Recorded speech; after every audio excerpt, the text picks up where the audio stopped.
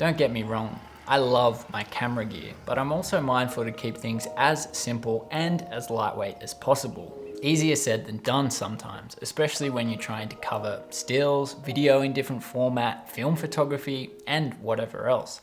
I'm always trying to cover all my bases. I'm actually heading back to Japan tomorrow, super exciting, but I still need to pack. So I need to decide exactly what gear I'll be taking, make sure I have everything for creating all my YouTube videos, covering all my photography, and a few social videos. I've got everything here ready to go, so I better get packing.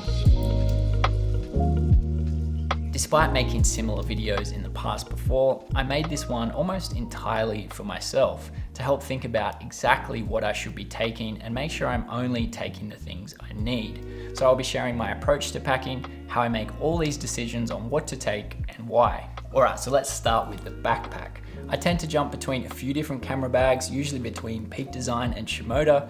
This one though is the Peak Design 20 litre everyday zip. I like sticking to 20 litre, ensuring I don't overpack. This one is really practical and I also like the look of it. I always throw my Peak Design sling into my suitcase as well, just empty.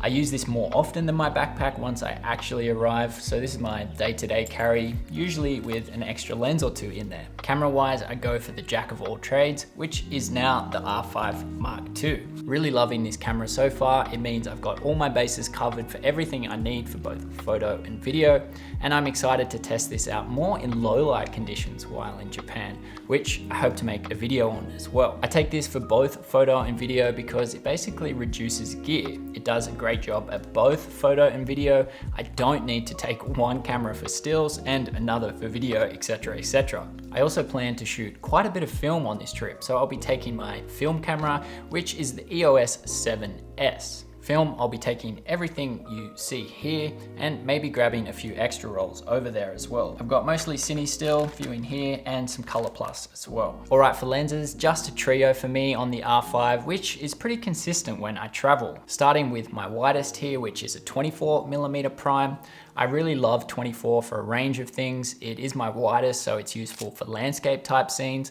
I like it for wider street scenes and definitely a bit of video as well. If I had to pick, I'd probably prefer 28mm for just street photography, but it is nice having something slightly wider as well. So next is my 50mm. Yes, it's the 1.2. It's big and weighty, but it's damn nice, especially at night. So I haven't given this one up just yet, despite its size. And lastly, a 70-200. I do prefer primes overall, but since I don't have an RF 85 or 100mm prime, I tend to just go with the 70-200, and it gives me a bit of extra versatility as well. Lastly, on my film camera, just sticking with the nifty 50 1.8, as small and light as possible. I may even look for a secondhand EF 40mm pancake in Japan. I think this would be great as a lens I can just leave on my film camera almost all the time. Plus, it's even smaller than this one. In the past, I have traveled with way more lenses, but it just gets too much. And yes, primes are always key for me. I always prefer shooting my street photography on primes and shooting quite a bit at night as well. Those wider apertures on the primes really are key. All right, next up, action cameras or small cameras. This one is a bit tricky, so yes, another 2 cameras seems like overkill, but I'll use these a lot for making my YouTube videos and social videos like Reels. The GoPro here for all my POV footage. I'm going to be more conscious of having this running when shooting on this trip, having that BTS footage while I'm taking photos so I can make a quick reel or whatever. Something I've been quite bad at in the past. I'm usually just focusing on photos, but hopefully this helps. Plus some extra batteries in there.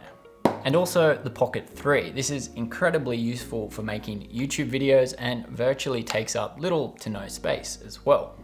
If you're trying to make the most out of everything along the way, making social videos, they really can be useful. Only one mic for absolutely everything on this trip. I actually don't love the quality of this mic, but I love its versatility and size. So this is the DJI mic, and I can use it on the Osmo or my R5.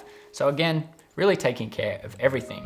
I also have my filter set, which I always take with me, and this is the Nisi set. I have a black mist and a few variable NDs, a great little setup. I might have another new setup from Nisi very soon, which I'm excited about as well, but I use the mist filter for probably 90% of my photos, and of course NDs a lot for video. A few other odds and ends, I usually do take a tripod. Unsure how much I'll actually use this, so usually I just throw it in my suitcase. I'll also throw this lens skirt in my suitcase just in case I want to shoot out any windows as well. This blocks out all those reflections. A few extra batteries and a battery pack, and my Samsung T7s to back up all my content. Last but not least, my Galaxy S24 Ultra. 3 versatile lens choices again. I might even make a video on this trip shooting entirely on mobile, which might be fun as well. And that's about it. Remember, if this seems like overkill to you, if you are doing this for a living, I feel I always need to maximize my travel, cover as many bases again as possible.